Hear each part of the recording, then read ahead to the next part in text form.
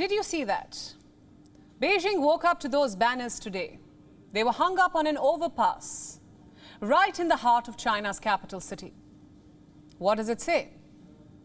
I have some translations for you now. Say no to the COVID test, yes to food.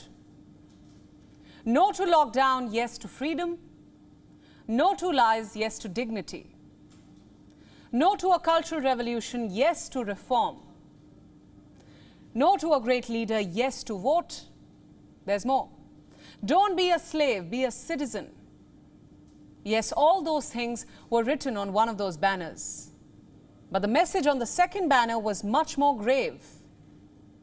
Go on strike, remove the dictator and national traitor Xi Jinping. The protest was brief, but it didn't escape the attention of the people nearby. Let me show you why. There were thick plumes of smoke billowing from the bridge. There was a loudspeaker too. It was playing a voice recording of the same protest slogans.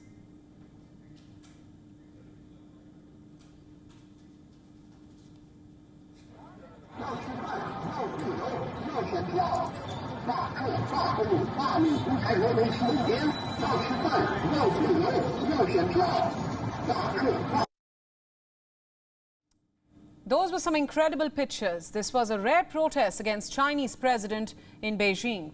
It ended swiftly. We don't know who was behind it as of now. We'll just say we hope they are safe.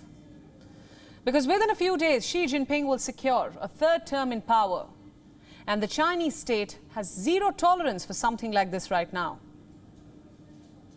Whomsoever the Communist Party considers a threat is being dealt with harshly.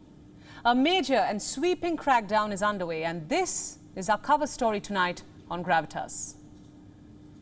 At the center of our story today is a ministry, the Ministry of Public Security.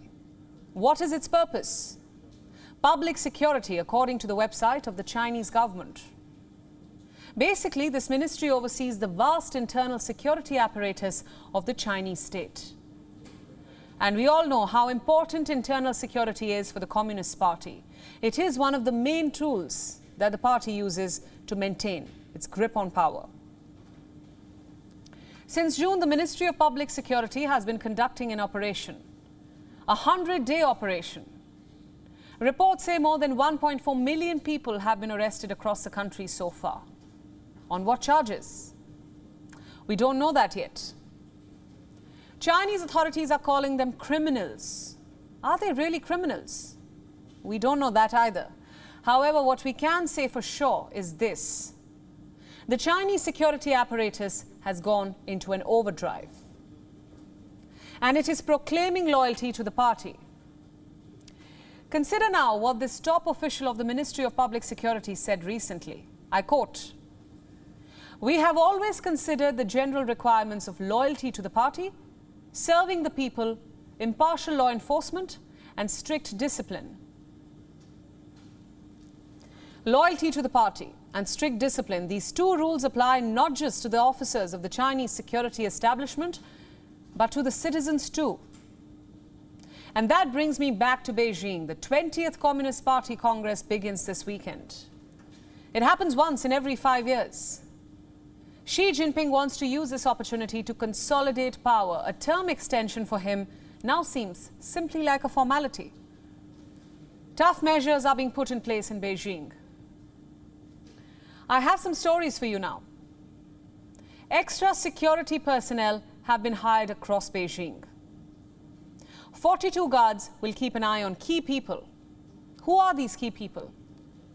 Individuals deemed to be troublemakers. In fact, according to one report, residents of Beijing are not being allowed to come back. Thousands of travelers have received these orders. They want to come back home. But the Chinese authorities are blocking their return. But why? Over COVID-19 fears. Authorities are afraid that open borders might flare up the pandemic situation in Beijing ahead of this crucial party congress. And the police in Beijing has swung into action too. They have banned drone flights. Cops are going after critics. They have been asked to leave Beijing under a police escort. Well, today's protest hardly represents a serious challenge for Xi Jinping. But it also confirms that despite all these tough measures, the Communist Party cannot keep a lid on dissent in China.